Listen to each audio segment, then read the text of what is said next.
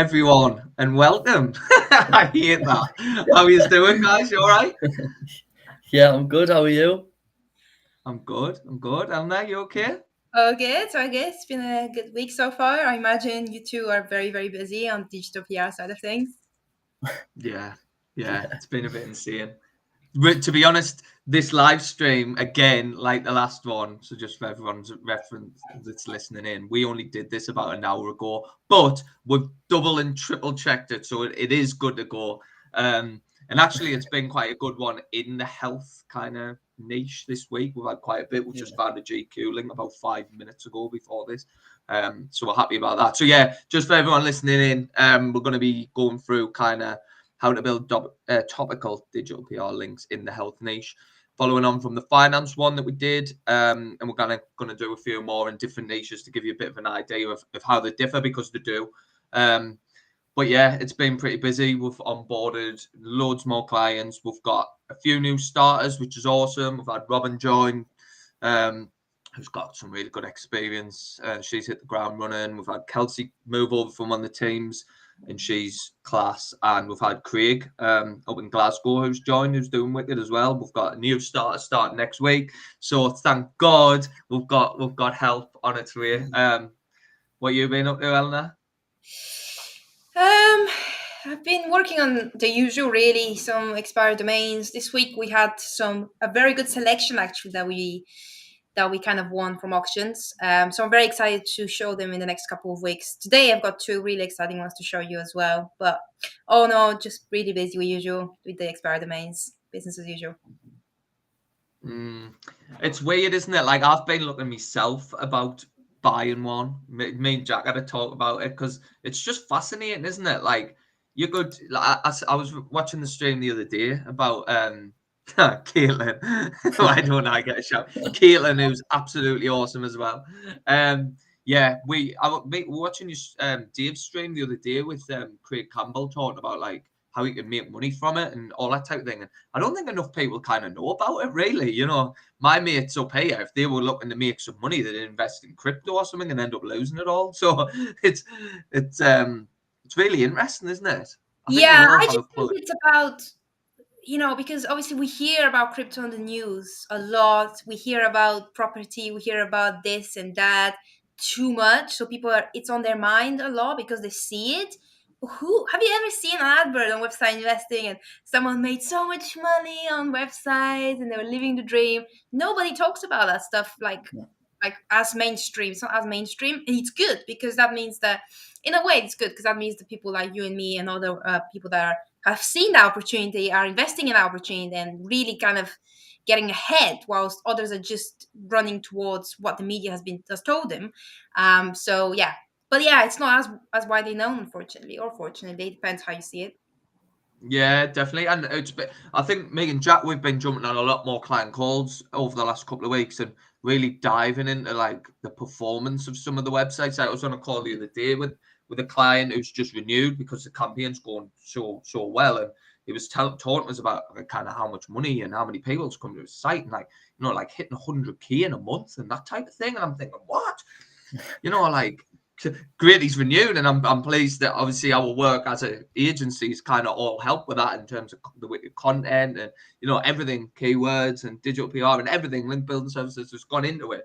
But yeah, it's really quite good to see just charts and graphs on Ahrefs just going like that, and even probably more so than ever. And I think maybe because of Google's recent update as well. I think because a lot of our clients have always stayed on the right side of Google, they're probably seeing bigger spike than potential ones that haven't been on the right side of Google and been doing things a bit more black hat.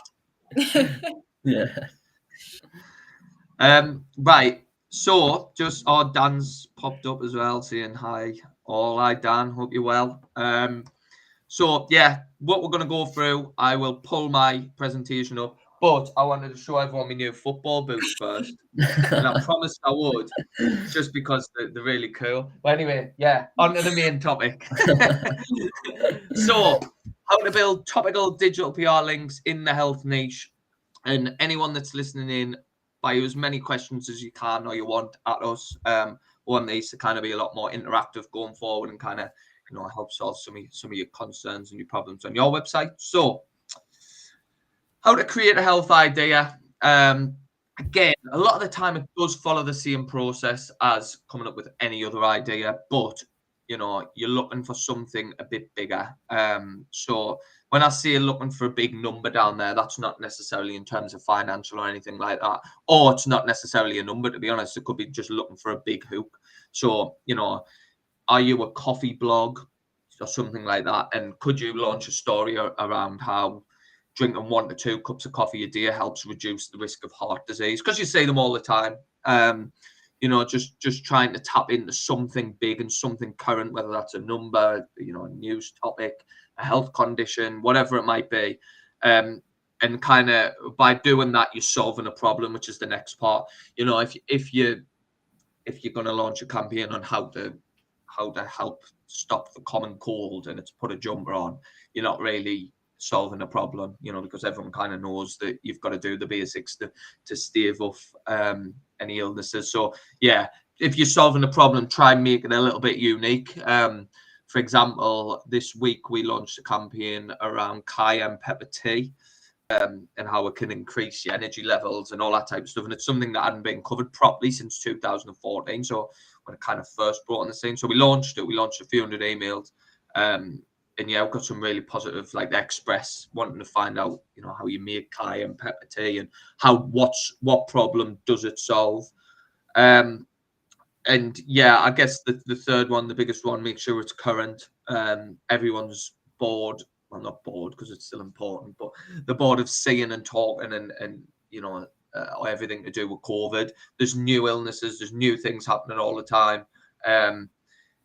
So yeah, I think they're the 3 ones. Jack, would you agree on them? Yeah, definitely. I think at the minute as well, especially, I think the most important one would probably be the current trends, because the market changes so much with everything at the minute, like with cost of living and things as well. Like doing cheap health hacks and things like that, they are massive in the market at the minute. Like everyone's talking about them. So yeah, I think current trends to hop on the back of are massive, or trying to predict the next trend. So like we were saying before, like the news is cyclical. So it goes around in a cycle. So you can see trends like you were saying before, like cayenne pepper tea.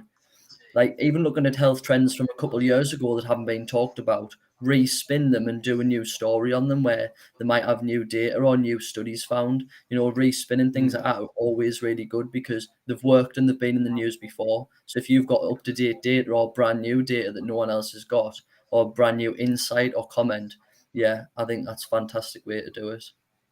Yeah, I agree. And this is probably tying into the next slide of kind of how to validate it. And, has it already been and gone is kind of a two-sided question, because one, it could be journalists might not want to be talking about a topic again and again and again. Like you're not going to push a dry January piece now that has been and gone. However, there might be something that's been and gone, but kind of made a return. Like, again, just talking about COVID, I seen that the US dropped the national state of emergency yesterday for COVID. So, like, straight away, can you comment on what that might mean, or, pull some data on who's worried about COVID returning the most or something like that. So, although it has been and gone, it kind of works in cycles and things do come back round. Yeah. Has it worked before? Again, another good one to look at. Like, that every year people are going to be plugging the Veganuary, the Dry January, the Blue Monday, all that type of kind of topical stuff. So if it's worked last year, make sure you get back in this year. And that works very similar to the finance one that we ran through last time. And can it be tied to the average person? I think when you're coming up with a idea for health, you need to kind of work a little bit extra on who you're targeting, because there's that many different things within health. It could be, I don't know, like dieting compared to, cancer and really serious stuff. Like it's either really lighthearted or not at all. And you really need to get that right, because if you end up seeing something that's not valid, or you're not in a position to kind of to run with, then it could cause you a little bit bother, couldn't it? Yeah, 100%. And it's like with the demographics as well, they're massive in health. So if you're targeting certain lifestyle publications, if they're like, for example, like Runner's World, a lot of them will be for like experts already, so people who are already running. And so if you're trying to get in front of that market, you need to be like seen as an expert and a thought leader. But if you're just targeting the general lifestyle publications, you can have it a bit more top level and not as like detailed or not as much data. Again, spinning it the same way where if you're targeting like an older demographic, telling them that they need to do 50 burpees a day is not going to work. So you need to like be careful what you're saying just to make sure that it is fitting the demographic, because like you can shoot yourself in the foot a little bit sometimes. Yeah, definitely. Afternoon, Mick. Hope you're well. I'm pleased you added on Eleanor on the end there. You could have got yourself in a little bit bother if not. But yeah, in terms of kind of validating, again, I mean, we do touch on it throughout, but making sure you do your pre-research. I think making sure you can comment on something's really important. We've had quite a few, haven't we, Jack, where Tom from GQ, who gets in touch literally daily now and says, have you got experts on this? So we've got a little bit about him later on, about how you can build relationships. But you don't want to burn bridges. Don't pretend to be something you're not. If your blog or your website focuses on one specific part of health, don't venture out too much, because journalists, you'll burn your bridges with them.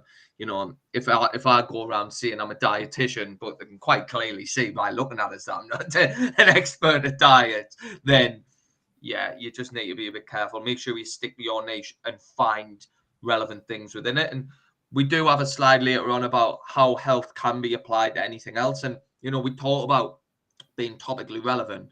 But I think health applies to an awful lot of niches that you might not associate with. Like if you're a home and DIY blog, you might think, well, how can I talk about health? Well, there's loads. Health and safety when you're painting high places. There's how to deal with mold in the house and what that could mean.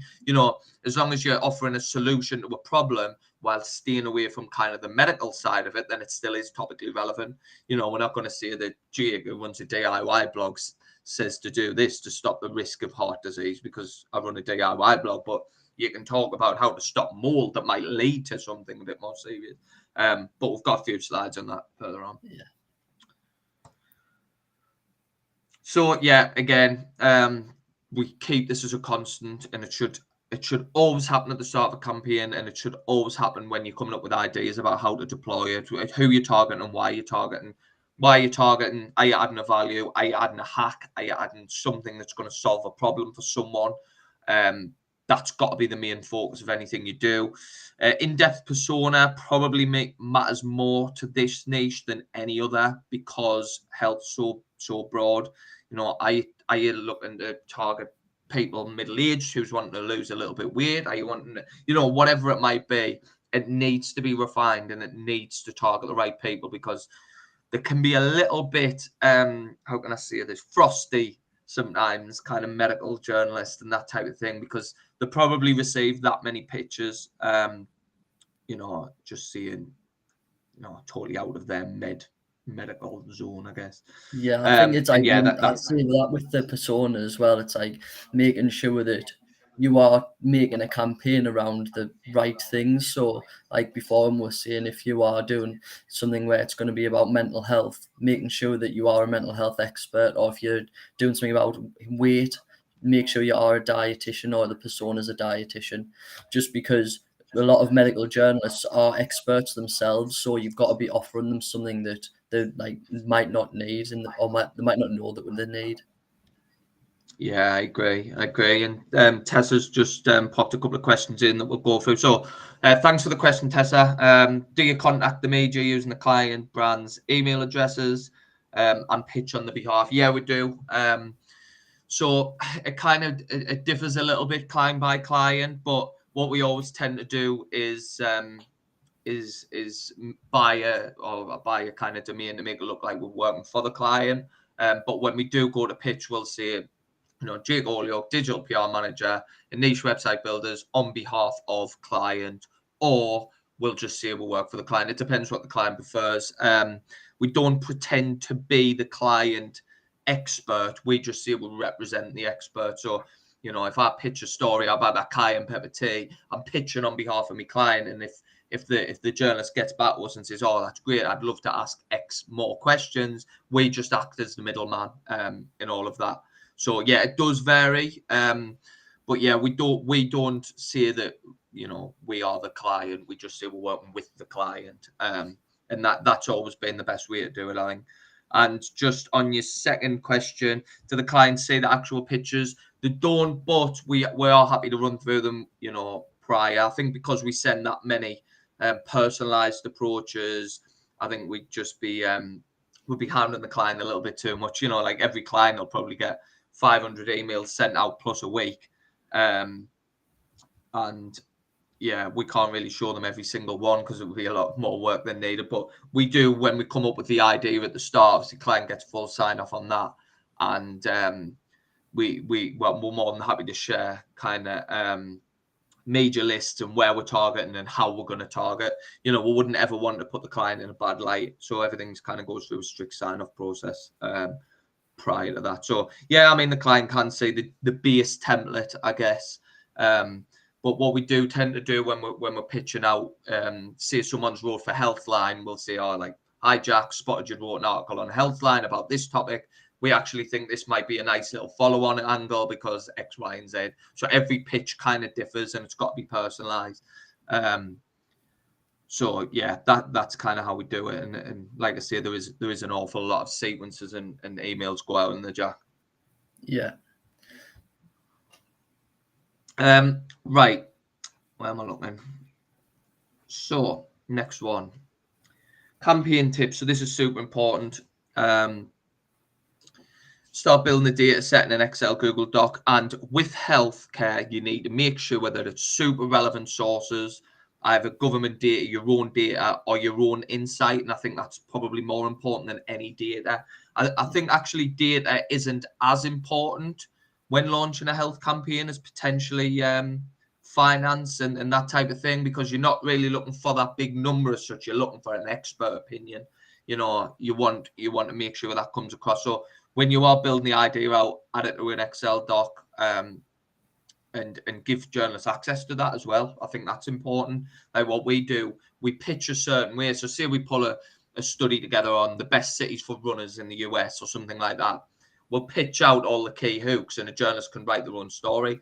But if we're pitching regional news, they might want to take one aspect of that data that's not actually in the blog post that's summarized on the website of the data, and they might want to create their own thing. So make sure you're offering them, you know, expert comment, you're giving them the Google Doc if they want to write their own. All I'd say is make sure you don't give them edit access or anything like that. So yeah, I would do it in terms of sources. Jack, we've got anything to add on that? Yeah, just just reiterating, just making sure it's reputable sources. Like government data is great, you know. They've like, especially like in the US, you've got the census that gets done every year. You've got the full labour one as well that they do about employment and stuff and employee well-being and things like that. Just kind of utilising that, and you can take out your own points from that data set, respin it how you want, and maybe write like, so say if you spot, I don't know, a trend that 70% of people aren't getting a good night's sleep in the States, then you might be able to just write a little comment saying this is how you get a good night's sleep, or these are the things that you should do to kind of get a good night's sleep. And that might be a good way where you can respin the data without having to actually pull any yourself, but you're still commenting on it, so you can kind of make it unique to your own story. Yeah, I agree with all that. And I think like you kind of alluded to a little bit, are you a medical or health expert? If so, you must lead with tips on and comment on your findings. You know, it's all well and good giving them, you know, that cayenne pepper angle, but what does that mean for the average person? You know, what does it mean from a health point of view? You know, it's all well and good me saying drink cayenne pepper tea, it'll do this, that, you know, whatever for you. But if we've got nothing to back up, or maybe a few other tips on, you know, how you can increase energy levels in the morning or whatever it might be, I wouldn't bother. I think one thing that's super important when you're pitching for health is to make sure you're adding in kind of a bio at the start and saying, look, I'm pitching on behalf of X, who's a doctor in this industry, who's got this qualifications. Qualifications can prove is really important, I think. When you're pitching. I really agree with that. I think that's what I've found recently doing outreach, is putting that in the initial outreach email, like the introduction email to a journalist, helps massively, because then if if that specific story doesn't align with what they're writing about at that current point in time, they might come back to you in the future and say, "Oh, are you still in contact with that health professional?" Because you've already made that relationship and built it there, and they already know who they are and kind of what they stand for and what they talk about. And it's really good to already have that there with the journalist. Yeah, and I think in terms of being reactive on health campaigns as well, because yeah, like I think it's you've got to be reactive. I mean, I've got journalists reaching out and saying, "Look, this has happened today. This woman's had this issue." There's an article later on in the presentation which I'll show you, but yeah, I think you've got to be able to respond really quickly, and if you can, then you've got one foot in the door. And yeah, I think relationships get built a lot easier in the health industry because there isn't as much competition, I guess. I think people tend to stay away from anything health related, so you've already got one foot in the door if you've got an expert willing to comment. Yeah, again, similar to the financial data that we run through, health data can be emotional for some. So make sure that the data and comment is adding value and offering a solution. Yeah, that just kind of touches on what we've just ran over, I guess. So this is kind of how valued relationships are. Tom, who we work with GQ, just emails us now with the subject line "more GQ?" and he just sends over a list of questions, and we go to any of our clients, whether it be Anthony, Anthony Maritato, who's got a wicked little blog, or whether we've got other clients in that industry. So if you can build a relationship quick, it will benefit in the long run. Tom, we didn't have a relationship with 3 months ago, and since then there's probably 20 different placements for a variety of clients. Do you think that's about right? Yeah, I reckon. And it's all high DR sites as well. It's not just GQ, which is amazing. Yeah, and yeah, Tessa's just popped up actually. Do you leverage on building relationship with journalists, or is that a myth? So this is a very, very good question because me and Jack, if you asked us as digital PR as a whole, is relationship building worth it? I would say yes for some niches, no for others. For certain industries, they're not really bothered about building relationships because they don't have time. Building a relationship in that kind of industry is more about just giving them something that's beneficial if we're helping the journalist. However, in the health niche specifically, building relationships with journalists is absolutely massive, and I'd actually argue it's the main part of any digital PR campaign. So yeah, we kind of differ how much relationship building we do per industry, because for example, fashion, it's so fast paced and they get so many pictures from brands and fashion experts that you haven't got time to build a relationship as much. However, if it's to do with health and Tom knows that we've got some really top experts, he probably doesn't have a big pool of fitness experts and health experts to go to, so he comes to us. But if it was fashion, there'd be a lot more. So yeah, it is a myth in some industries, but for health specifically, it's massive. I mean, you'll see that that WhatsApp on the left. So I've actually got journalists. She works for the Mirror. She just WhatsApps us now saying, "Have you got a doctor willing to comment on this, on that?" And actually, we do. And that went live the other day straight away, and since got back. So yeah, definitely worth building. Would you agree on that, Jack? Or yeah, I'd say so. I was just laughing there because it is. Where if you asked us a couple months ago, we'd be like, well, relationship building isn't that important. You kind of just need to give them something useful, and then they'll come back for more. Basically, if it's a good performance story. But now that we're utilizing Twitter a lot more and things like that, building relationships is probably one of the biggest things that I do at the minute. Building rapport with journalists and just kind of offering them some good advice. And the amount of people who come to me now asking for expert commentary instead of me having to go to them is just, yeah, it's amazing. Well, that was right on time with kind of mixed question. How often do you get journalists reaching out to you now versus you reaching out to them? I think, I mean, I'd say about a quarter. I'd still say there's a lot of kind of, outbound, because every campaign's different. So we're pulling new data sets and we're targeting new journalists all the time as well. I think we've got about I think about 80,000 journalists in our kind of database. But so, you know, a lot of the time, you know, we are just pitching blind and making sure we're targeting the right people at the right time. But definitely in health, Mick, I think most of the links we get. I mean, Jack, you work on a few of the health clients, and I'd say Yeah. I mean for the new client that was just onboarded a couple of weeks ago. Well, all of them are just purely from reactive and building like it's relationships we've built on Twitter. So it's either Tom or some other people who I've got good relationship with, but all of them are from a new client. So from a health perspective, a health niche, I'd say overall, I'd say about 50% of our links that we've built come from like existing relationships. Yeah, definitely. And just going back to Tessa's question as well about do you leverage on it? I guess it's probably worth mentioning on how you can build relationships. And I've come from a background where it was a little bit, well, at the start, it was more just, you know, almost wine and dining a little bit, you know, making sure you're sending them something out to thank them for coverage and, you know, picking up the phone and ringing them or meeting them occasionally and, you know, going to events where they're there, that type of thing. I think that's kind of evolved a little bit. I think one, because the journalist kind of industry and the press industry took a little bit of a hit over the last few years, that they are a little bit understaffed and they haven't got time to go out for a coffee and, you know, get to meet you a little bit.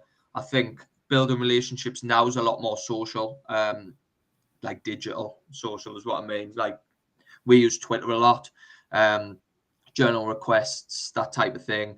What I like to do, which is a little tip, I guess, is I like to follow the journalists that I'm thinking about pitching to beforehand. I like to get a bit of an understanding of who they are, what they're tweeting, try and engage with a few of the tweets without making it look weird. You know, just try and engage so that when you do go to pitch, you know, reference a couple of say, oh, like, you know, hi, James, spotted you tweeted a few things about this and you know, I do follow you on there, and I thought it might be worth me reaching out and introducing myself and the client and that type of thing. So Twitter's really, really useful. And the reason I think it works is because Twitter, journalists don't sit at the laptop all day like this. They're moving around, they're doing interviews, reports, all that type of thing.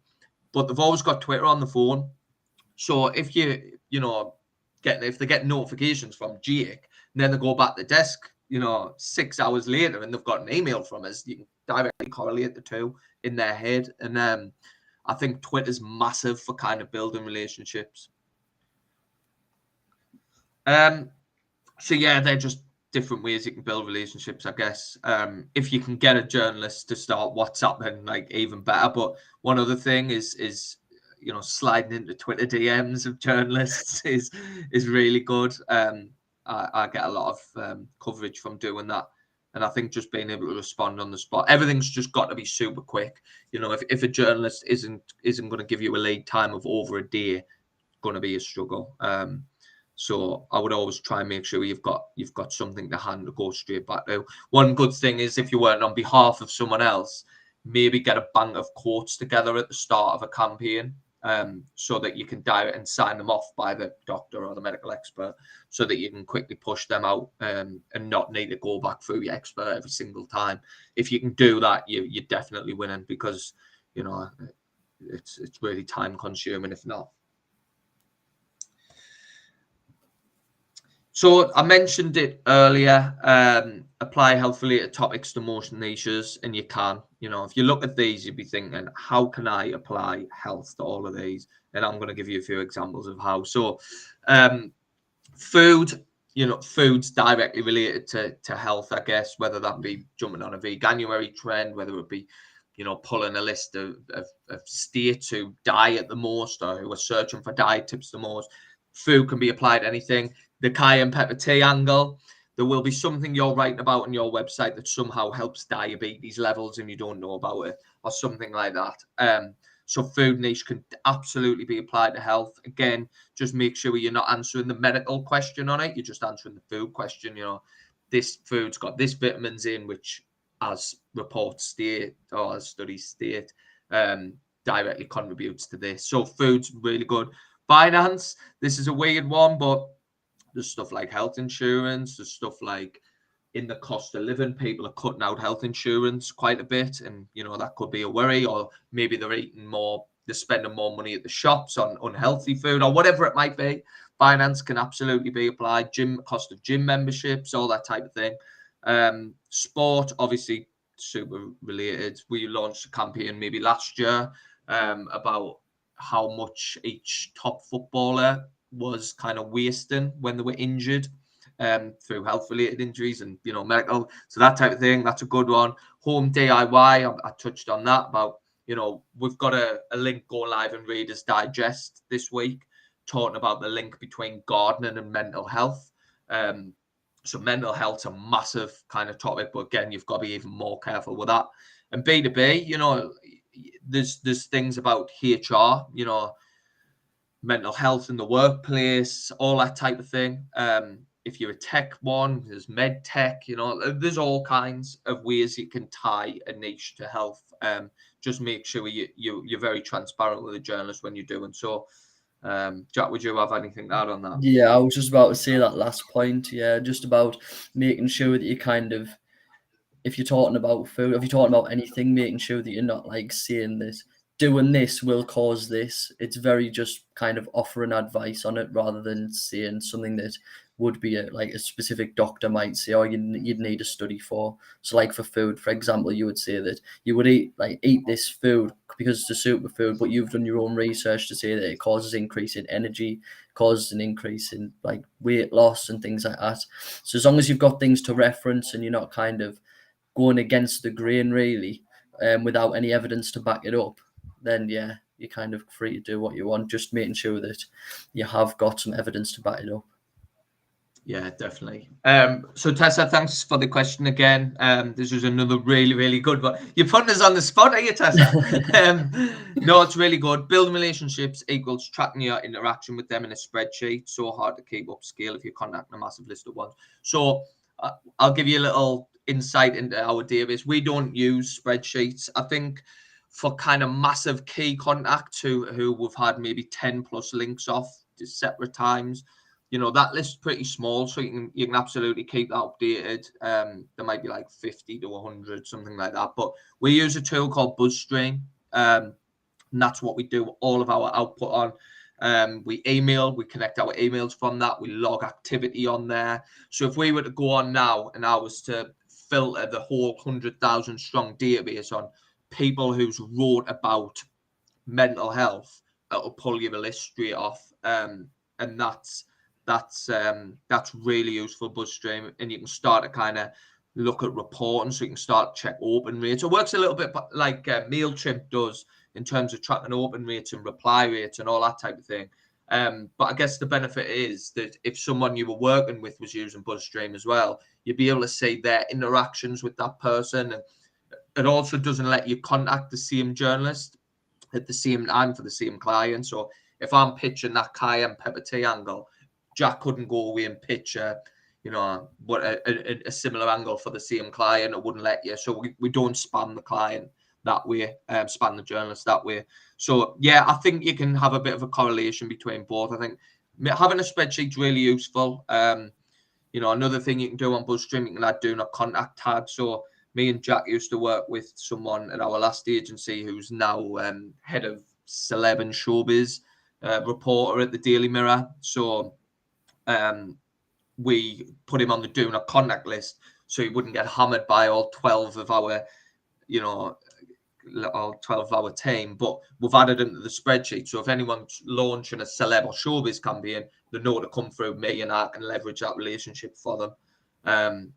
So yeah, I think in terms of scaling up the list, you can scale it as far as you go, as long as you tag it with the right things. So BuzzStream. So on your next question, actually, I was about to ask BuzzStream versus traditional PR pro. So we use a couple. We use Roxhill as our media database. We use Muckrack as well, but not as much. Roxhill we find to be much more targeted, because basically what you can do is you can search, right, I want journalists from Canada who has included this keyword, say it was cayenne pepper tea, and it would automatically pull you a list of the top, the journalists that wrote about it, and they'll filter it in order by how much they've wrote about it. So it might be, right, Jack Johnson who writes for Healthline, based in Canada, who's wrote 41 times about cayenne pepper tea. And you can open that up and see which articles they've wrote. So Roxhill's massive, and all we do is we export that full list and then just put it into BuzzStream as people that wrote about cayenne pepper tea. And then when we come to build our list, that's how it works. So yeah, I think having a combination's good. I mean, you don't have to use BuzzStream. I think it's just good for scale and mass, delivery. But Roxhill and Muckrack are really important. We used to use Gorkana Incision as well, but it was a little bit outdated. So we'd be pitching to people who said they'd wrote about cayenne pepper tea, but now they worked on the tech desk. So it was a little bit outdated. Have you got anything to add on other tools, Jack? I mean, Twitter's massive. Twitter's going to be the way to go, isn't it? Yeah, I think Twitter will be the way forward. But just back on BuzzStream, another good thing about BuzzStream, what we use it for, is just it's got a lot of reporting mechanisms as well, so you can document all your links in there too. So it's not just kind of like an email marketing tool. You've got a lot more information in there, which is really helpful if you are kind of working on a lot of clients at once. It's a good place to kind of manage all the information that you've got, really. Yeah, it's awesome. And you can see, you can build custom reports. I could go on now and tell you how many links were built in the health niche over the past day or 2 days, and I'll pull you it like that. Whereas having a spreadsheet, it's a little bit manual. And you can quickly export the lists. You can do whatever you want. So yeah, it's really, really, really useful. And it's not too badly priced, to be honest. I think it's quite a lot of work at the start to make sure that because it's all custom built. So everyone's BuzzStream looks different. But yeah, that's definitely a good tip. BuzzStream, Muckrack to a certain degree, with Roxhill and like Jack alluded to, Twitter's massive. And yeah, I think it's been seeing lots of journalists asking for a source on Twitter. Twitter's massive. It's absolutely massive. I'd say now we're probably getting 3 times as many links from Twitter as we did a year ago. And that's just going up and up and up. Just go on #journal request and you'll see it. If you haven't already, that's probably the best source of links that you can possibly get. But it is competitive, so you need to get in quick. Jake, is there any way you could filter through journal requests on Twitter? Or do you just have to look through every single one of them? Yeah, there is ways you can do it. So, how do you do yours? Because I bet I do mine different. There's a few ways. So, isn't there? when you're in the search bar on Twitter, you basically just put #journal request, and you can just put space and then a keyword after it. So you'll be like journal request health or journal request diet, and it would basically just pull in all of the tweets that have got the #journal request and then the words with it. Yeah, but there's loads of different tools and stuff now. We were looking at one the other day. You can pull all of the journal request tweets into Slack, with keywords and things now. There's loads of mad tools that you can get. But what way do you find them? Well, there's a few. I mean, you've got journal requests, but I use Roxhill a lot as well for that. So Roxhill pulls in journalist requests, but it also has its own major requests as well. So that's a good way of doing it. Yeah, I was going to say to you about exporting that list. You can do that.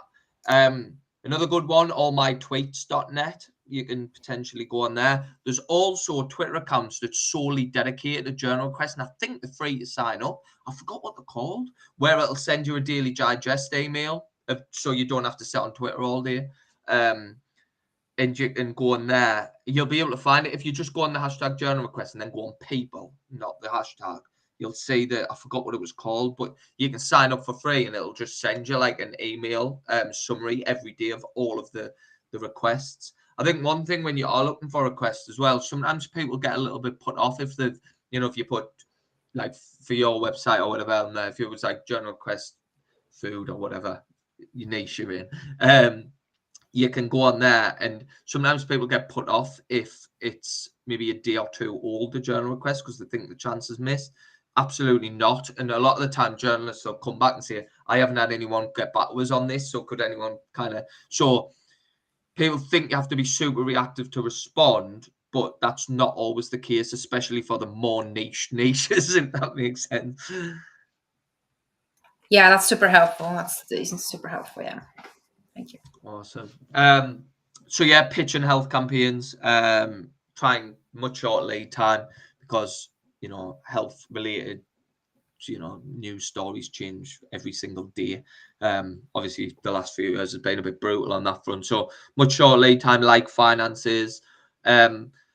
Be reactive. Again, we've touched on Twitter. We've touched on sending it. I think one thing's really useful if you are representing a health client, and I wouldn't usually do this for all the other clients potentially, but if you're a health client, I think it's worth pulling a list together of, you know, however many key contacts at the start of a campaign who you want to reach out to, like your dream publications, your health lines, your women's health, your runner's world, whatever it might be, GQs. And I would send them an intro email saying, like, this is what I'm doing. This is the type of thing I can help you with when you're writing these stories. This is the credentials of who I'm representing or who I am, and that's super important. That's probably more important than anything. And I would always do that at the start of any health campaign, and I think that's probably the best way to go. So when it does come to lead times, the journalist's already in you know, got you in mind. Being reactive, but I suppose being proactive as well. Like, we know that Valentine's Day is coming up. We know that certain events are coming up. We know summer's coming up, which can affect, you know, vitamin C or D or whatever it is. There's loads of different things you can look at in terms of being proactive and planning for something.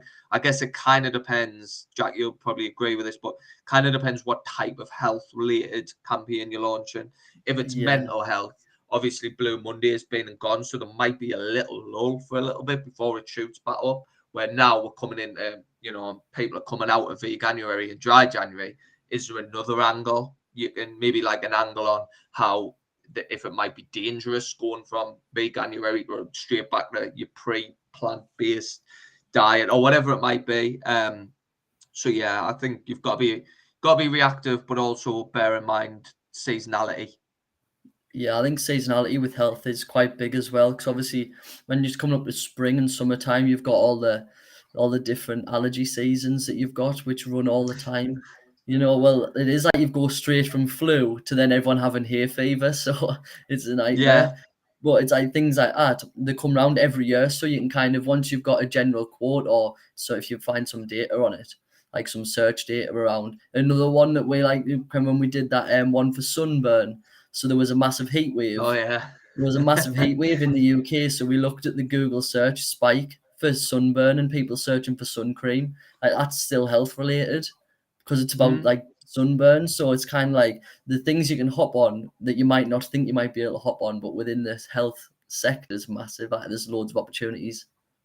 Yeah, it was a funny campaign, that, because that kind of felt, it wasn't really health focused, but it was talking about something that might end up being health focused. So what we looked at was each city in the UK, about who was searching for, like, how to get rid of sunburn. I am sunburned. What do I do? Like, stuff like this. And from that, you were able to kind of plot how many searches against the population or per 100,000 people, and kind of work out, like, who was whinging about being sunburned the most in the UK. And I think it was something like Liverpool and the Scousers or something were complaining the most about. But yeah, I mean, you can make health campaign lighthearted as well. I think that's important to stress, probably as part of this, that, you know, it is super serious, and but there is ways you can add lighthearted spins to things.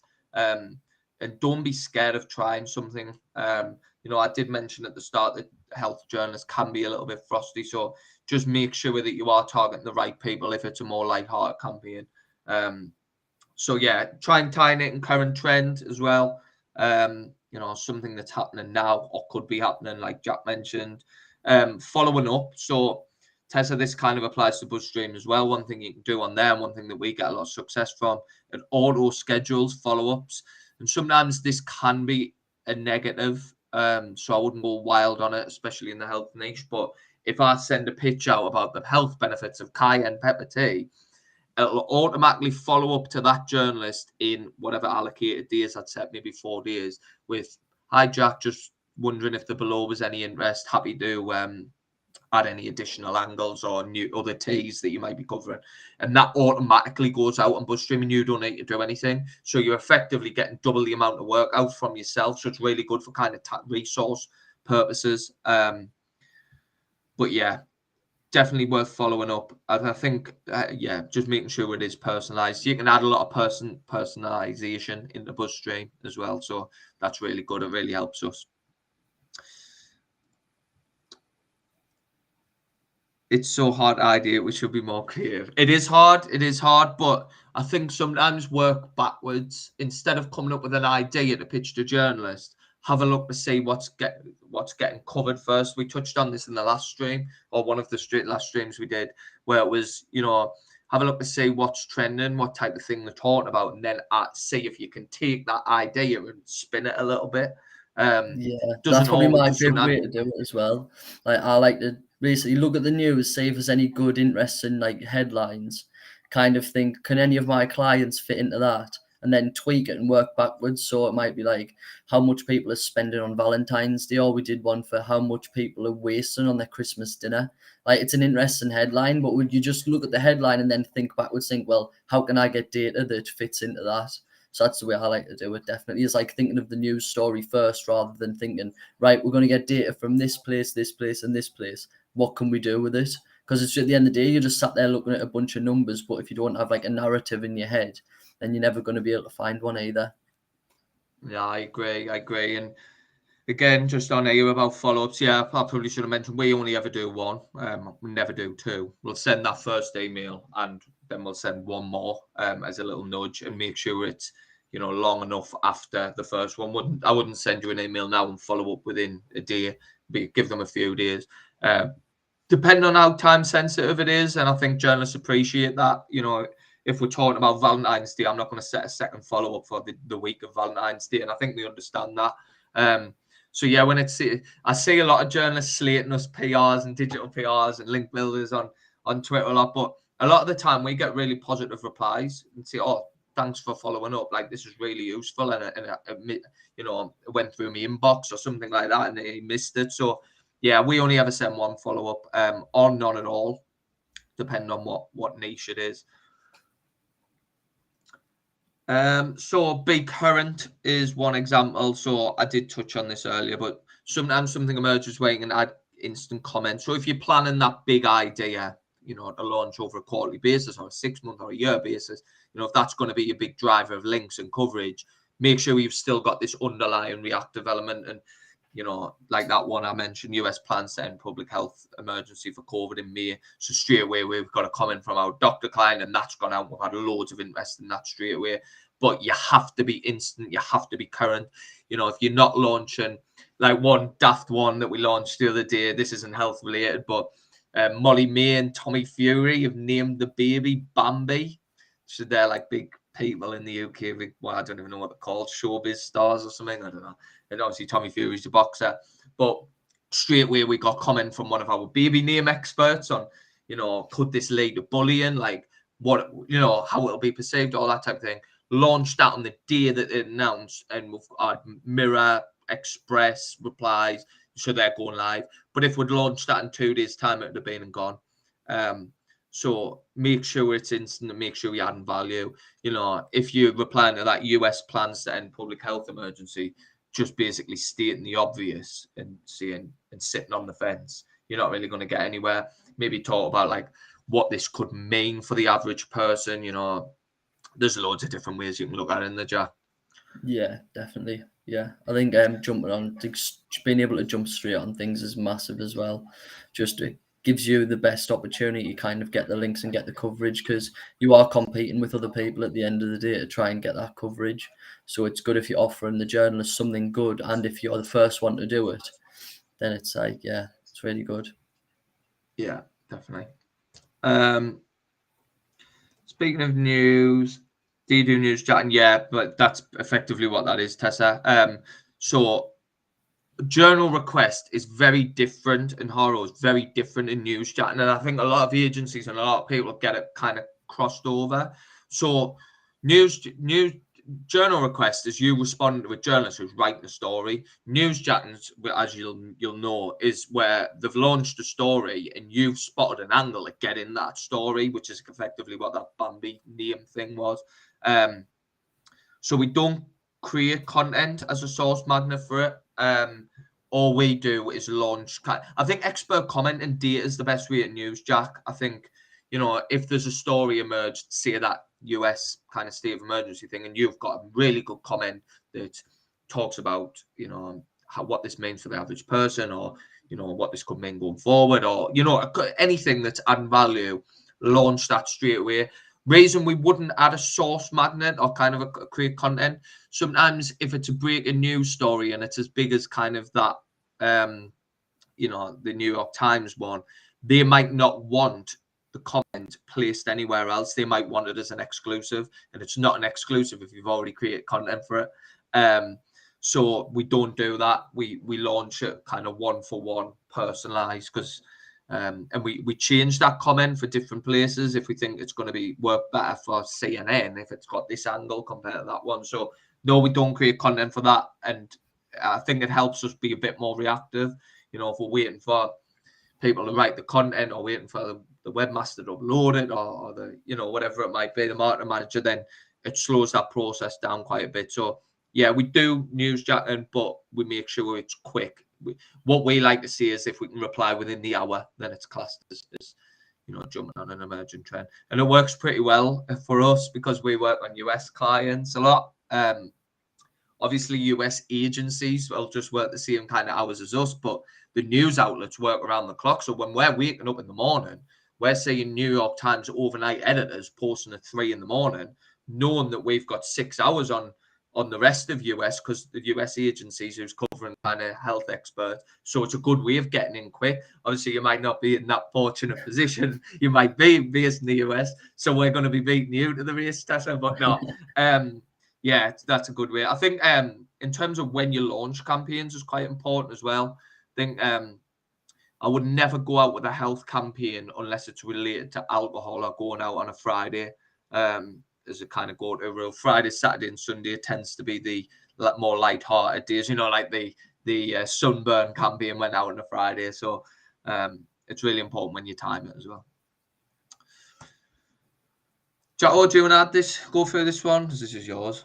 Yeah, so just being evergreen. I mean, I always talk about the news being cyclical and just in a cyclical nature. It's just like, can you keep the campaign for next year? So as I touched on before, it's like the flu season's now. It's going to be allergy season in the spring and in the summer.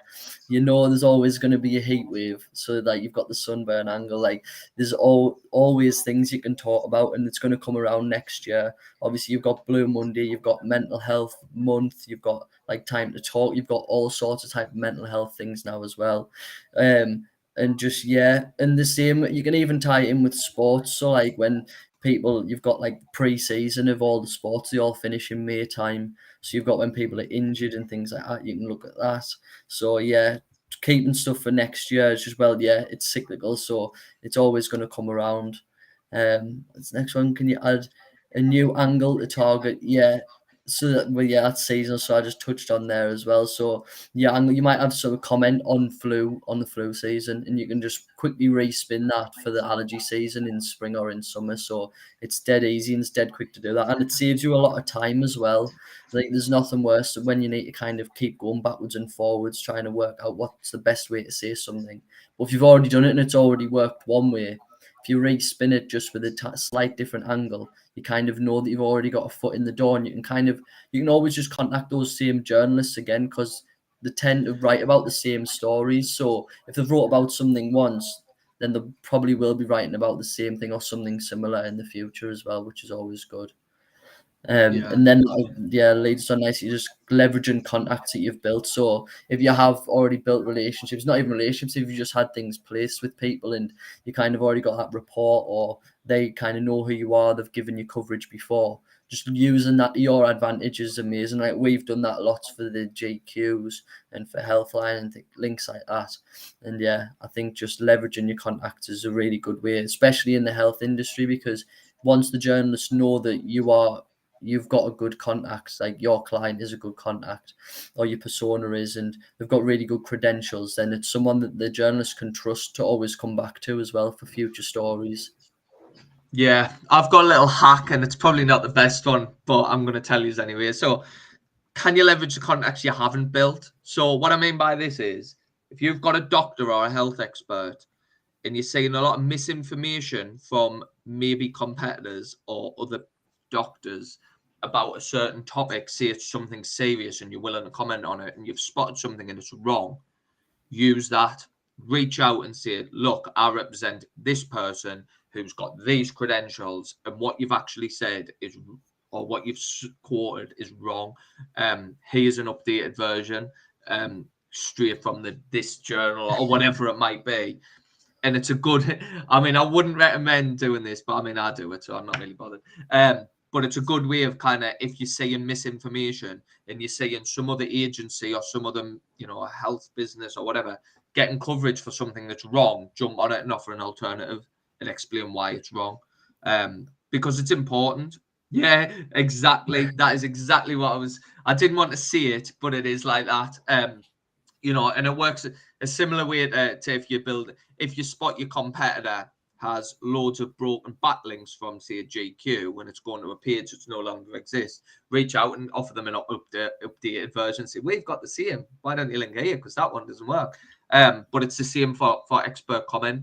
If you know, health is such a serious thing. If there is misinformation out there, journalists will appreciate you for it. And it's a good way of building a relationship to say, oh, like, we loved your article, but actually it's wrong. And we just want to stop it now to avoid anything negative happening in the future or anything like that. So yeah, that's a really good way of leveraging the contacts you haven't built and maybe your competitors have. Yeah, I mean, we're just going to kind of finish off with this one. We've got a couple more slides, but be an expert. You'll see that a lot of the journal requests are asking for experts. They're not asking for, you know, me just because I play football. I know what everything about injuries is. You know, I'm not in a position to say that. So make sure you're an expert.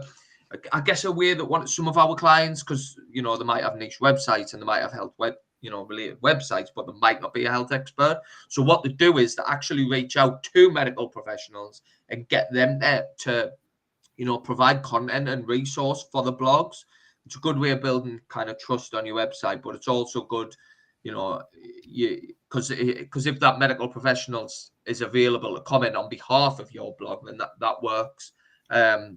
But just make sure you are verified and you can talk about a certain topic, I guess.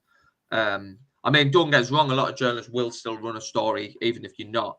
You know, if you do just run a food blog, it obviously shows you're a bit of an expert. But I think in terms of health, it's a little bit more important, especially anything super medical or mental health related. Yeah. So these are just some of the links, really, that kind of, and the reason I put this slide in is to show you the variety of links and placements you can get within health. So Healthline, we had an interview about CBD while driving. Like, that was a health angle that kind of went live. So Runner's World, we've had a few in there now, tends to be more physical focused. So anything, you know, stretches and yoga and deadlifting and all that type of stuff. GQ will cover pretty much anything, as long as it's, you know, relevant and verified. Express and national newspapers like Data or Hacks, they're good ways, like the cayenne pepper tea.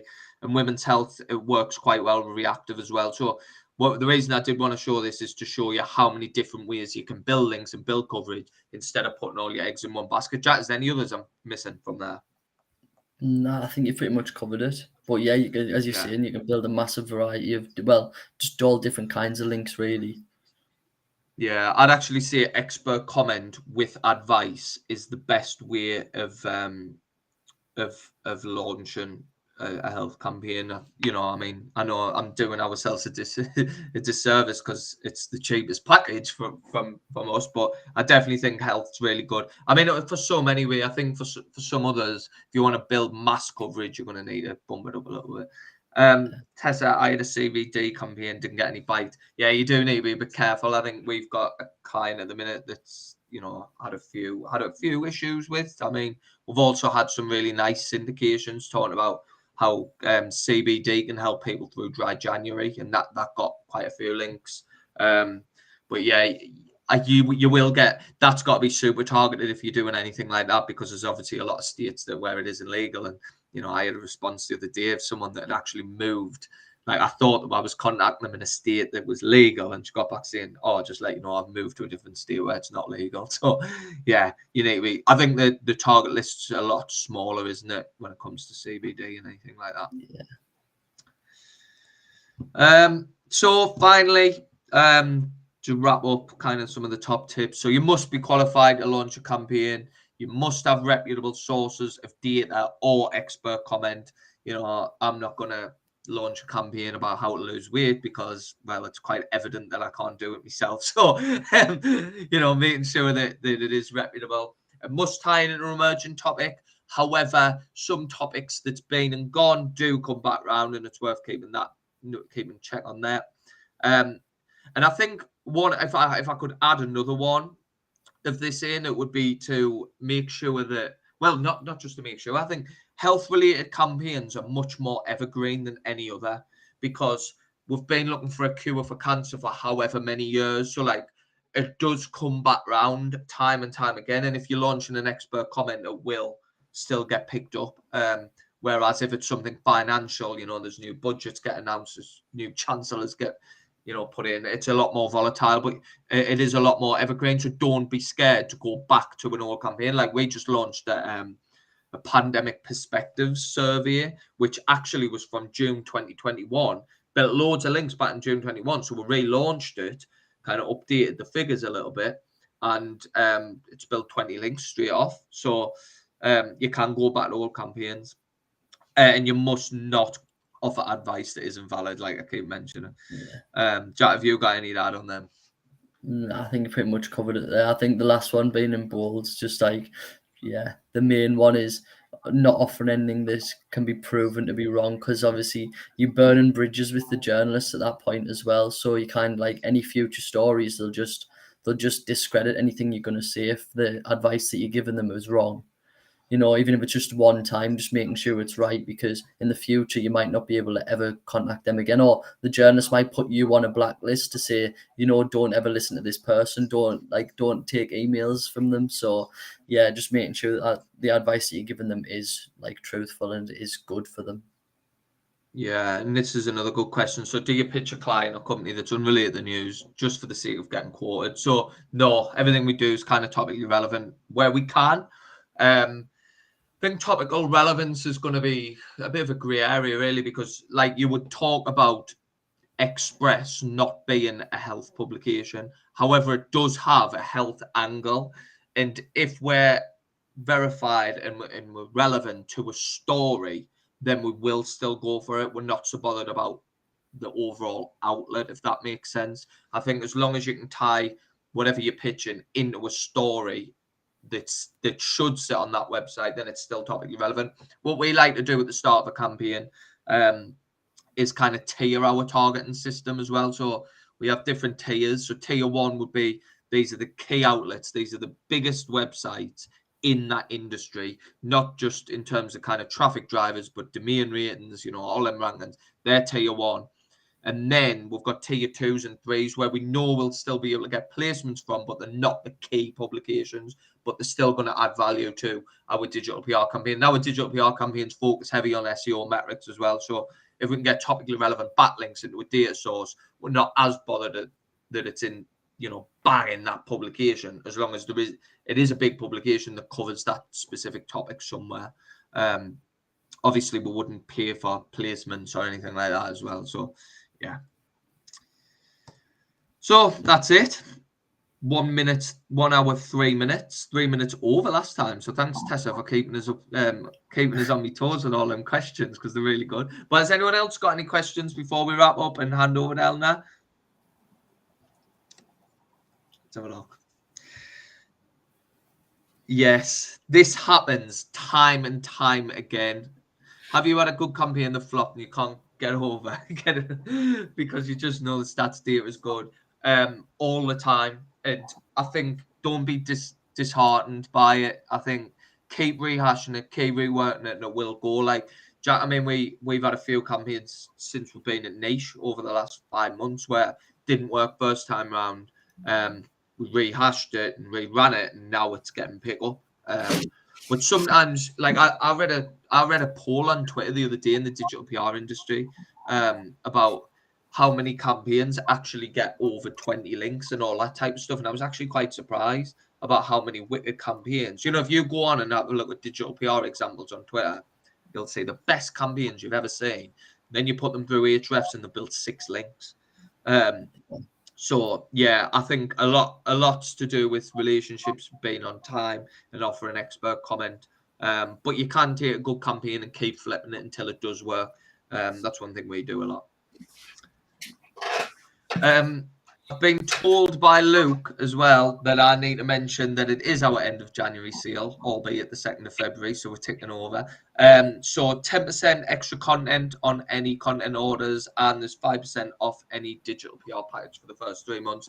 There is a link in the description for anyone that wants to get on that. And yeah, our digital PR service, I'm going to give it a little plug before Eleanor does her magic. It is live and it is here, and we've got loads of class clients and we'd love to get more on board. So if you do want to reach out and ask any more questions, feel free. Eleanor, the stage is yours.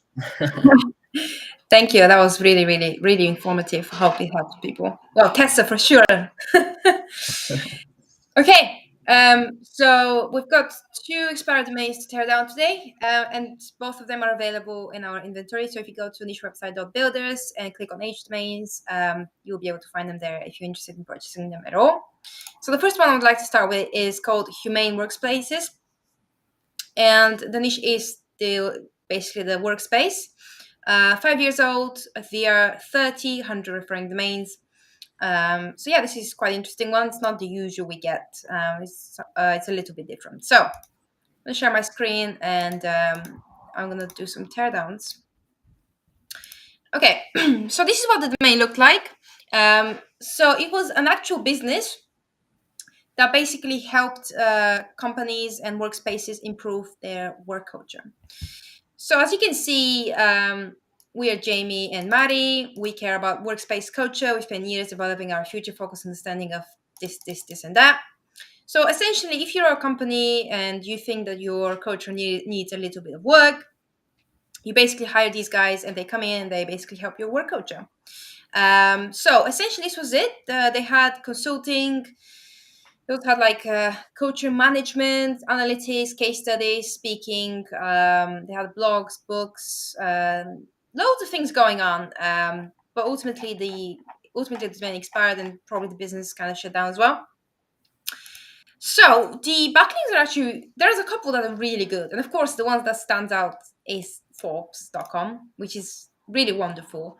And we not only have do follow from them, we have 7 do follow links from Forbes, which is really, really, really good, because Forbes is extremely difficult. Even Jake and Jack can definitely find it hard to get on Forbes. I mean, everybody does. So the fact that this one's got 7 do follow links from Forbes is, for me, kind of wins this whole domain. But we still have a few good ones in, especially this one, training industry. So Forbes and training industry for me are kind of one of the top ones. We have some other ones, but for me, these stand out the most. The anchor text profile is very, very clean. I've said multiple times before that once you have filtered the referring domains highest to lowest, you kind of want to see that the brand, basically the name of the site is over the top. And this is exactly what we're seeing here. Culture that works was something, that motto that I had here, which is kind of, related to their site. So that's totally fine. So yeah, all in all, the anchor text profile is very clean as well. Now, base page is by incoming links. Basically, where are those links pointed to? So if, Forbes is pointing towards an internal page, let's say consulting, you want to recreate that post and then page to page perform a redirect, because you want to keep the relevancy as much as possible, especially if you're dealing with a very high quality link. You want to make sure that you really do pass that power through. But ultimately, we are seeing that the majority of the backlinks are pointing towards the homepage. There's going to be like a few here that may need recreating, but nothing too excessive. For example, this culture place for a better remote work, etc. But yeah, not a lot, just a handful of posts really. Right. So why is the workspace such an awesome niche? Because everyone needs a job, right? Just like everyone eats, everyone needs to work, everyone needs to make money. And when there's such a high demand for something, when there's so much kind of something that people do so much, naturally there's going to be so much questions, so much interest, which means people ask questions, right? So they Google stuff, and this is where this domain plays a huge role, because we're essentially going to be a site for all things workspace, from how to get a promotion to how to interview to CVs to jobs to culture, everything you can think of. This is going to be the place. So I've already kind of highlighted, but career guides is something we're going to focus on. How to write a resume. These are just examples, obviously. It's subject to change. How to stand out in an interview. How to ask for a pay rise. These are all questions people ask for. How to start your dream job. What are the requirements to work for Google? These are all things that people ask. And what else can you ask except Google? Well, probably ChatGPT soon. So we can do information articles on job titles. I noticed this was quite a big thing amongst competitors, where they basically look for example, if you're looking to start a career in teaching, like you want to become a teacher, you want to find out like what you need to do. Is there exams? Is there requirements? Is there age? What's the progression for that? All these sort of thing, from pay to job description to hours you have to work. All these things is also a thing that people search for. And of course, we can definitely and should definitely focus on company cultures and work cultures, because obviously this domain very heavily focused on work cultures. So we want to make sure that we preserve that relevancy and then obviously expand to other work-related stuff. So the monetization is actually really good here, because let's say, for example, you're looking for your dream job is to become a teacher, right?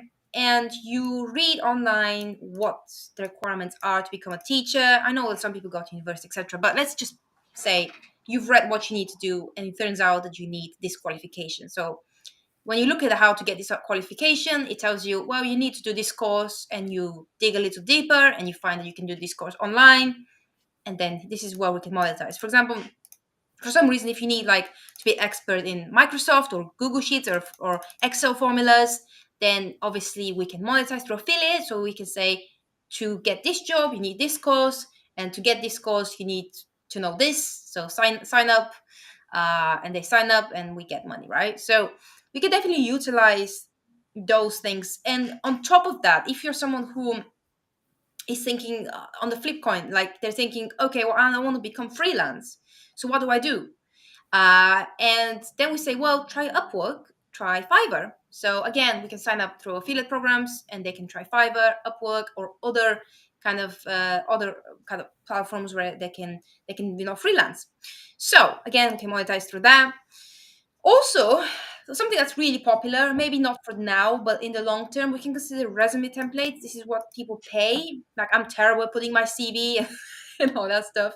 I'm sure loads of people out there have kind of bought a template and they just filled it out. Or, yeah, that sort of thing. So definitely very interesting ways to monetize, obviously on top of display adverts. Okay, so I want to show you the first competitor. It's called Risely.me. They are 11, so lower authority than us. We're at 30, they're 11. They're generating 30,000 per month. And just look at their growth. Incredible growth for a domain that's launched on the 1st of March of 2022. So it's not even 1 year old. So if a domain of this size and that age has shot to the sky, what does that tell you of a domain that DR30 has got 7 do follow links from Forbes, is extremely old? Well, extremely old. It's 5 years old, but obviously much older than this competitor I just showed you. Then that should definitely kind of give you some reassurance that if these guys can do it, then we can definitely do it as well. So here's what they're doing. They're very, very spot on more to do with leadership and management, which kind of goes hand in hand with work culture. For example, toxic managers, right? This obviously means kind of workspace and culture, exactly, right? So if you have like a toxic colleague, then that will probably make your culture toxic. So these things go hand in hand. So definitely something we can look to do as well, as on top of other things. But these guys are doing that, and they're really doing well. It's more for management and leadership, but definitely things we can take. Micromanagement definition. Obviously, if you're micromanaged, that's not gonna sit well with you, right? It's not good for the coach, not good for the employee. So again, all this sort of thing. We have culture of winning, culture, perfect. What else have we got? I'm actually going to do. Okay, so we have this one directly related to culture. That's fine. We have interview question. We have empathy management, loads of management, human skills in management. Questions to ask your management in one-to-one. You know, these are questions people ask themselves. Like, I remember when I first had my one-to-one, I'm like, well, what do people do in one-to-ones, right? When you're new, when you're young, you don't know what the hell's going on. So you ask these questions, you Google loads of stuff. How to deal with defensive employee and all sorts of things. Boss is a bully.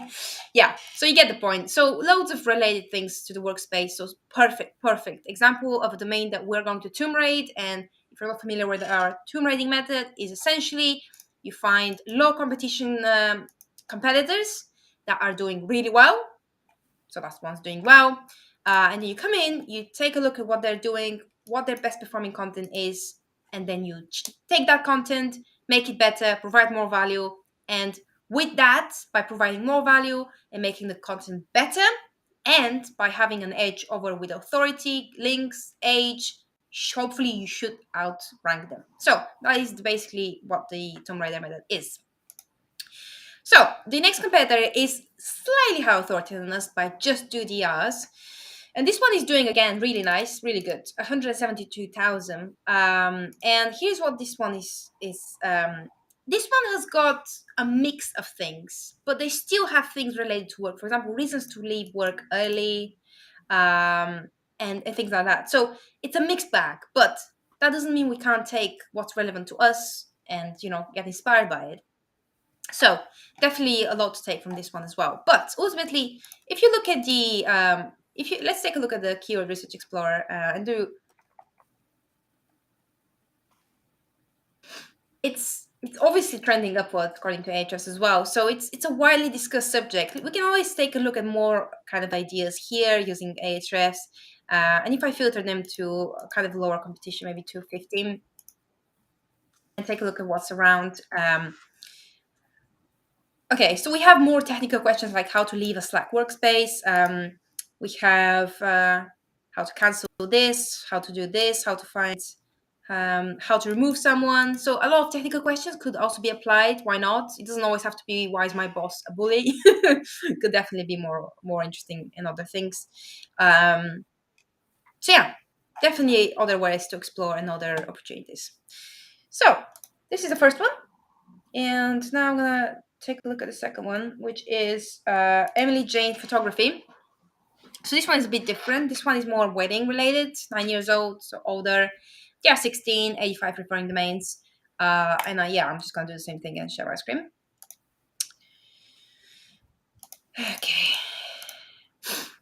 Okay, so we did get, sorry, my tabs are loading. So I'm going to explain this while it's loading. Basically, this domain used to be about a wedding photographer called Emily. And she basically filmed weddings and had her own portfolio on the site and things like that, which basically means she's in a wedding niche. So even though she was as a wedding photographer, that doesn't mean we should just focus and become a wedding photography website, because that would be quite limited.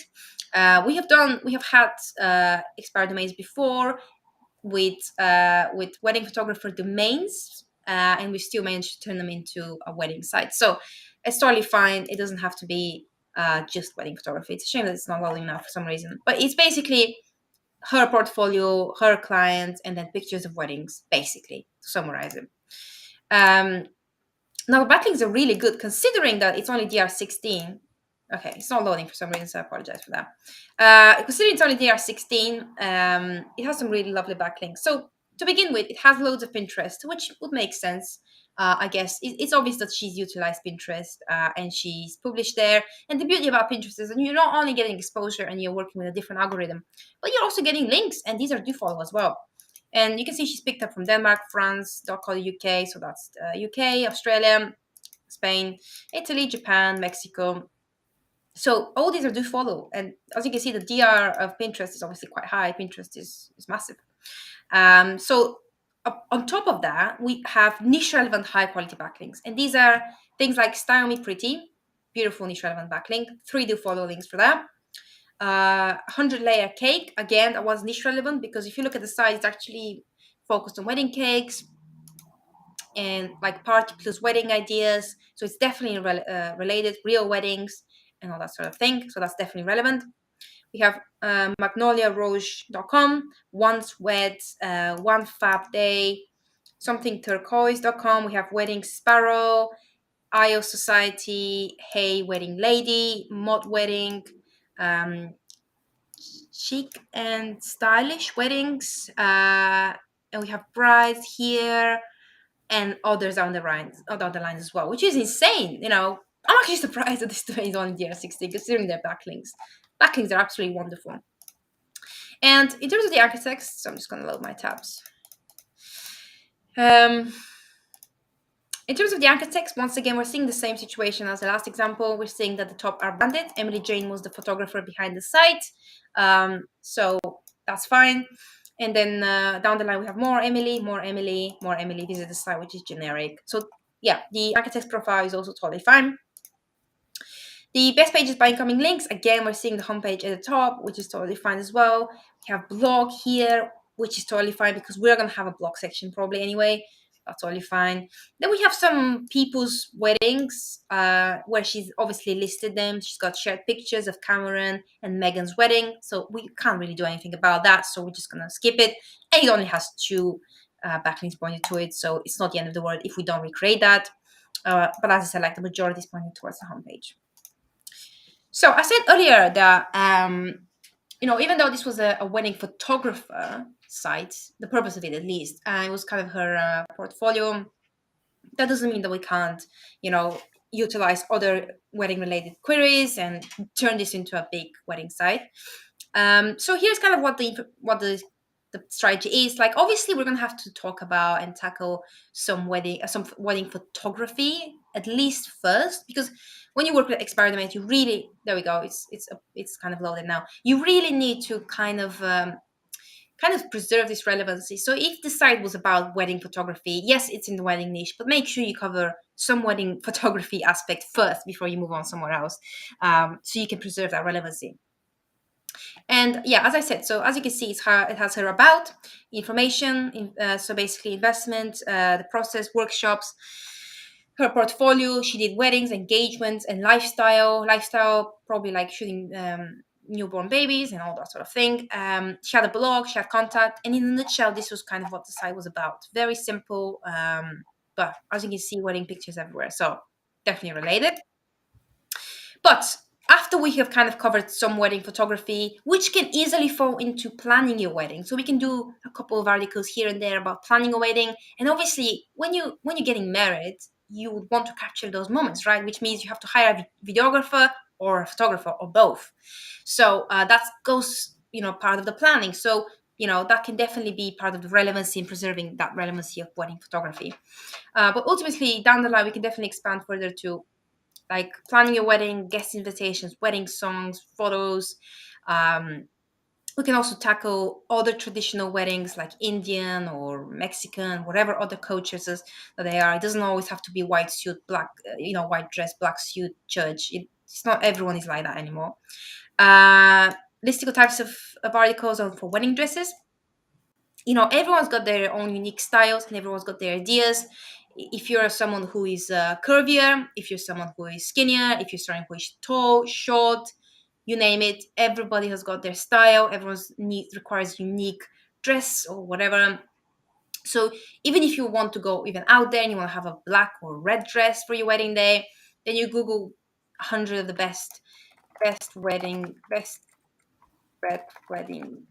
dresses, for example. And this is where you and me come in and we do a big listicle content of 100 of the best red wedding dresses. And it's a thing, like people are searching for that thing. Like, look at this one. Dear 25, so less authority, actually slightly higher authority than us, but it's not high for position number 4 on Google. We're generating 400 traffic for this piece of content for red dresses. And I imagine it's a listicle where they've basically just listed nice dresses, which are, okay, so as you can see, this is white and red, which is quite beautiful. So if you get a point, basically, you kind of list them and you can monetize, because this site has monetized. If you look at best online red wedding dress, so if you click to buy, and those are probably quite expensive, you can make money out of this. Look, it's bad. So definitely something to consider. And the same is going to apply for cakes, because it once again depends on your taste, on your design idea, and the theme of your wedding. So if your theme is, I don't know, for some reason, Disney, right? You want Disney wedding cake ideas, right? Just for the sake of saying that, it's actually a thing. So again, you and me, we come in here, we list them. As you can see, it's classic listicle from Pinterest. We have Hitch.co UK 29 listicle, wedding Disney wedding cakes and toppers for your happily ever after, right? So you get the point. Definitely loads of opportunities here. And the monetization can come as I just mentioned, when you looked at the wedding dresses, there was a button for you to buy, and those wedding dresses cost money, especially if they're unique. So we can monetize through wedding dresses, tiaras, cute invitation letters, jewelry to go with your dress or whatever, you name it. Loads of opportunities to monetize. Okay, so the first competitor I want to show you is extremely long name. Affordable wedding venues and menus.com. It's DR19, so just slightly higher authority than us. And these guys do things, especially on the budget, like bridesmaid boxes ideas, how much does a small wedding cost, cheap bachelorette party destinations, how much does a wedding caterer cost. So this one really focuses on the cost of weddings, and particularly in the budget. Backyard wedding cost, budget, rustic wedding ideas, for bridal shower ideas, cheap wedding destination all inclusive, and things like that. So they're really focusing on the budget side of things, and that's fine. We can definitely take some of what they're doing here. The other one is Panfield, which is higher authority than us, DR35, 89,000 per month according to Ahrefs. And these guys only have 150 posts, which isn't a lot. And they have even more awesome content, like best bridal entrance ideas, professional wedding songs, modern song, dance song, best wedding dance songs, if you're someone who's looking for ideas. We have bridal shower games. What else have we got? Engagement, captions. We have quite a lot. We have bridal Jeopardy questions, engagement photos, anniversary dance songs, and again, more songs and more songs and more songs. So definitely things we can take from here. But to top it all off, I just want to show you other opportunities on Keyword Research Explorer on Ahrefs. I've done some filtering, so I've kind of filtered some higher competitive keywords out, and I've just left some lower competitive keywords. And we're seeing here, how many people should I invite to my wedding has got a keyword difficulty of 3, which is extremely low, and a search volume of 40,000. When to send wedding invitations. As someone who's never been married, if I'm ever getting married, I'll probably wonder to ask that. Like, when you send them, right? Who else to ask except Google? What else we got? Again, what is a shotgun wedding? Oop, I click on it. Some people don't know what that means, so they want to know what happens if someone objects at the wedding, how to preserve a wedding bouquet, what to wear to a summer wedding, and the list goes on. So all these opportunities are also on top of those competitors I showed you, and these have very high search volume and relatively low competition. So that kind of summarizes the H domains teardowns. That's awesome. I'm getting PTSD looking at like wedding planning. It was the bane of my life, honestly. But honestly, we got married in Malta a couple of years ago, but it was a nightmare because we obviously got married abroad, and it was like, you know, it was during COVID as well, so we weren't meant to, like, everyone had to wear masks, but no one did. We just partied. So yeah, it was a bit wild. But anyway, I'm not going into too much detail because some of it's a little bit unprofessional. But anyway, time to wrap up. So thanks for joining, everyone. Oh, you still done? Oh, I heard something there. Was that your dog? I could hear you or something. I could hear something there. It might have been my mic. No. Yeah. Oh well. Before we wrap up, make sure you like and subscribe. We've got loads of videos coming out, live streams and all that type of thing. So yeah, we'll see you around and have a good week, everyone. Thanks for joining. Cool. Thanks for joining, everyone. Yeah, Thank thank you, you. Jake. Have a fantastic rest of your day. And to everyone watching, thanks for watching. Have a fantastic day or evening or morning, wherever you are in the world. And we'll see you guys next week. All right. Thank you.